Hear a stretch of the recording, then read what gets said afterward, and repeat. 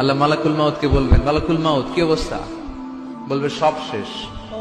মাইয়াব্বা, কে বাকি? মালাকুল মাউত বলবে জিনেরা বাকি, যাদেরকে দেখা যায় না। আল্লাহ বলবেন জিনদেরকেও শেষ করে ফেলো, রুহু কবজ করো।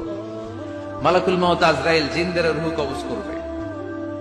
আল্লাহ এবার জিজ্ঞেস করবে, ইয়া মালাকাল মাউত আখবিরনি মাইয়াব্বা, এবার বলো আর কে বাকি?